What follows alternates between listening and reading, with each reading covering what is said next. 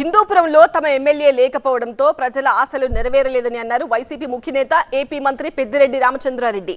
ఈ నియోజకవర్గంలో ఈసారి వైసీపీ గెలుస్తుందన్నారు. చంద్రబాబు, బాలకృష్ణ టీడీపీ ముఖ్య నేతలు కావడంతో సహజంగానే వారి నియోజకవర్గాలపై ఎక్కువ దృష్టి పెట్టామని అన్నారు. బాలకృష్ణ గారు పోటీ చేస్తూ ఉన్నారు తెలుగుదేశానికి. బీసీ మహిళ వైఎస్ఆర్ కాంగ్రెస్ పార్టీ తరఫున పోటీ చేస్తూ ఉంది. అది జరుగుతూ ఉంది కాబట్టి అనుకోవచ్చు కాదు. వర్గ విభేదాలు అనేటివి హిందూపూర్లో ఎక్కడ కూడా లేవు. ఆ రోజు తీసుకొచ్చి పెట్టింది కూడా మేమే ఇక్బాల్ గారిని. ఇక్బాల్ గారు నాకు అత్యంత కావాల్సిన వాడు.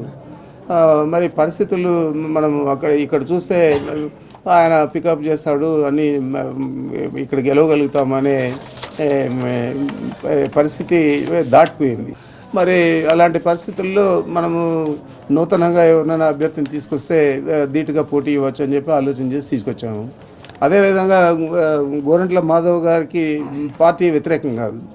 గోరంట్ల మాధవ్ గారిని ఎక్కడో చోట ఏదో రకంగా మేము పార్టీలో అకామిడేట్ చేయాలని చెప్పి ముఖ్యమంత్రి గారు భావించారు. ఆ విధంగా జరుగుతుంది. గెలిచే పార్టీ కావడంతోనే వైసీపీలో సీట్ల కోసం పోటీ ఎక్కువగా ఉందన్నారు మంత్రి పెద్దిరెడ్డి.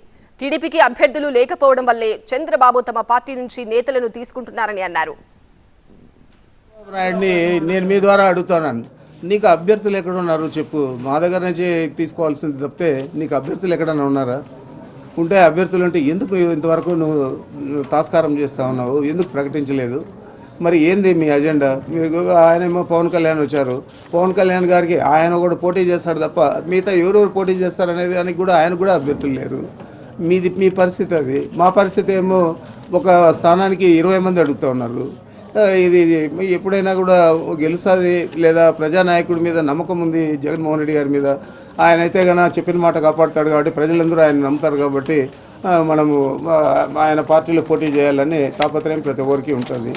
మరి ఈ తేడాతో సర్వసాధారణంగా కొద్దిగా ఇవి గందరగోళం అనేది మీరు చెప్పినట్లు ఏర్పడవచ్చు. అవన్నీ అధిగమిస్తాం, అదేం పెద్ద సమస్య కాదు.